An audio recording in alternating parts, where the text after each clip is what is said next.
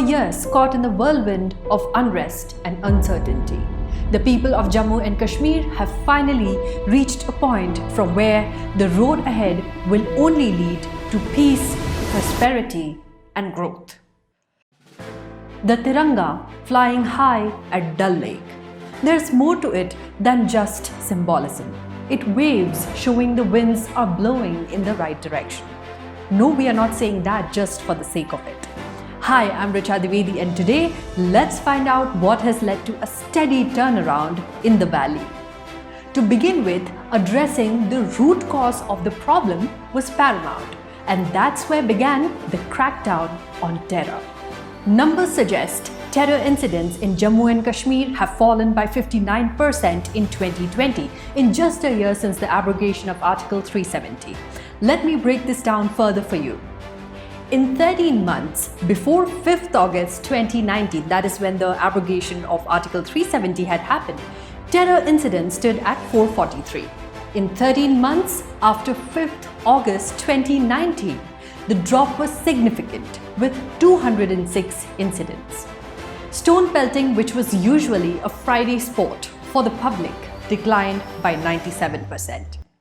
If we observe closely, there's a reason behind this. Separatist leaders who have fueled unrest in the valley for decades were tackled too. Take for example Yasin Malik, the dreaded JKLF chairman, who had murdered 4 Indian Air Force officers during the rise of the separatist movement.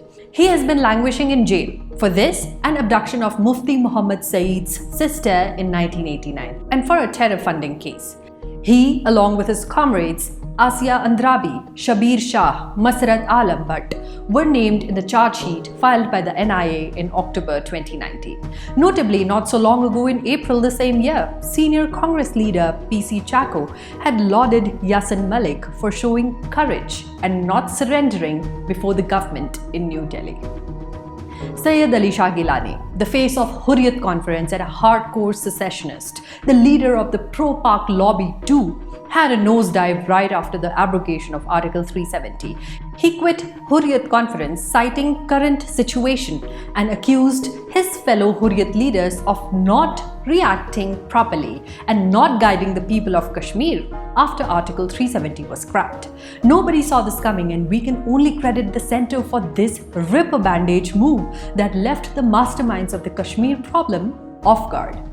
Sayyid Salahuddin, a name that you can recollect from the Kandahar hijack days. His sons, enjoying perks, being part of the Jammu and Kashmir administration, were nailed by a special task force constituted by the Jammu and Kashmir government.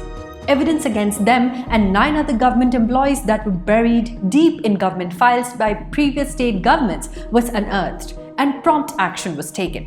As many as 504 separatist leaders from the Hurriyat Conference and Jamaat-e-Islami and other smaller groups signed Good Behavior Bond before release. Those who sign the Good Behavior Bond are bound to maintain peace and not indulge in any violent or separatist activities after being released from the jails or home detention. In the last 2 years, terrorism has seen a steady decline in Jammu and Kashmir, and that has paved the way for the effective implementation of welfare measures and reforms that have improved the lives of locals. To enable this, the highest ever budget was allocated by the centre, a whopping Rs 1,08,621 crore for year 2021-22. That is 35% higher than the previous year's budget. A massive turnaround was the application of central laws to Jammu and Kashmir, which until 5th August 2019 was governed by a set of parallel laws. Not just that, infra-development work in Jammu and Kashmir is in full swing, for which Prime Minister's development package was allocated, under which 54 projects worth Rs 56,000 crore were approved. However, till June 2018, only 7 projects were completed. Ever since the abrogation of Article 370, 20 projects have been completed until June 2021. The expenditure in PMDP saw a significant increase in the last 2 years. This was just under PMDP. If we speak of other infra projects, there's yet another growth story. Rammarg Flyover, Kazikund Banihal Tunnel, Jhelum Flood Mitigation Project have been completed. AIMS Jammu is under construction. Over 1100 projects have been completed in merely 1.5 years. Long pending projects have also been completed rapidly. Connectivity to the valley has been boosted with the Udhampur-Srinagar-Baramulla rail link reaching Kashmir by December 2020.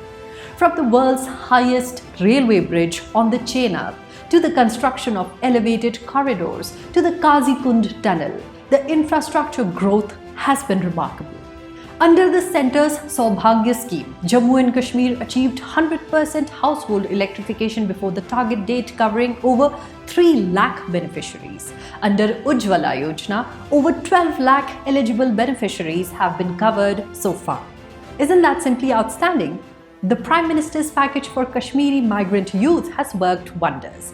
That includes providing jobs to Kashmiri migrants. Records suggest nearly 3,800 migrant candidates have returned to Kashmir in the last few years to take up the Prime Minister package jobs. And post-abrogation of Article 370, as many as 520 migrant candidates have returned to Kashmir for taking up the jobs under the Rehabilitation package, giving the Kashmiri Pandits, who were at the forefront of bearing the brunt of terrorism in Kashmir, the conducive environment for return and a respectable living has been of utmost importance for the Modi government. To enable this, the transfer of land in 5 districts for the construction of around 2,700 flats for displaced Kashmiri Pandit employees in the valley under the 2015 Prime Minister's Development Package has been approved.